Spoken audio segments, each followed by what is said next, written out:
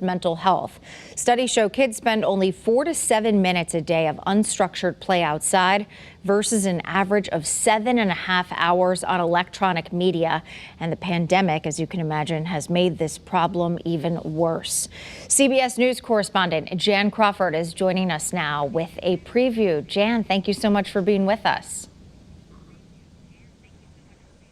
Well, thanks for having me, Erin. So, obviously, I'm a parent. We've all complained, kids need to get outside, play outside more, get off your phones. But like you said, the pandemic has made this so much worse. The Surgeon General of the United States warning of a mental health crisis among our nation's children. This year, suicide attempts among young girls up 51%, and black kids twice as likely to die by suicide as white kids. So the impact we can see of our policies during the pandemic, the school closures, the lockdowns, cancellation of sports and other activities that are really important to kids and their bonding with each other. So we really took a look at what are people trying to do about this, and how can we help our kids who have sacrificed so much to keep the older generation safe? And one of the things that experts are just saying is crucially important is that you've got to get your kid outside and just let them play.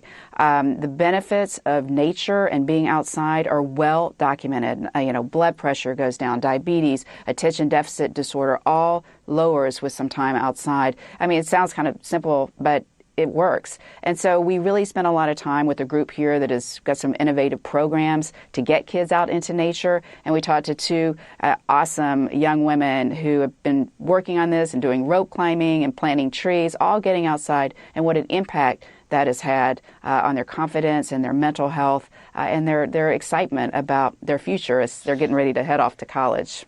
Obviously, the pandemic played a very large factor in less time outside with remote learning, et cetera. But also here in the Northeast, it's winter, so it can be very difficult unless, you're out there building a snowman for a few hours. Is there an ideal amount of time kids should be outside, or is it just a couple of hours? What is the goal here? Even a couple minutes, the experts say, can make a difference. And obviously when you look at kids, the studies that are saying 4 to 7 minutes of unstructured play outside they're getting now versus 7.5 hours on their screens or like social media.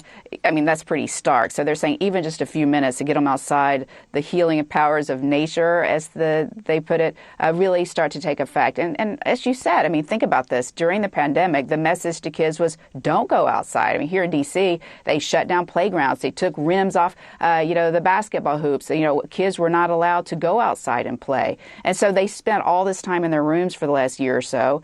And I think what's really interesting is we're seeing now some of them are scared to go outside. They got used to being inside. And so there's anxiety with going outside. And that's why I think it's the experts also are saying that we spoke with that it's even more important that as parents, we really concentrate on just saying, well, let's go outside or take a walk with your kid or anything just to kind of connect them back with nature. And that can be extremely empowering as they try to kind of come out of this pandemic and hopefully get their normal childhoods back at some point. Yeah, that is definitely the hope. This makes a lot of common sense, but it's also a really important reminder to parents like myself and all the parents watching right now to make sure they try to get their kids out more. They really, really need it. Jan Crawford, CBS News correspondent, thank you so much for this really insightful interview and a good reminder for all of us. We appreciate it.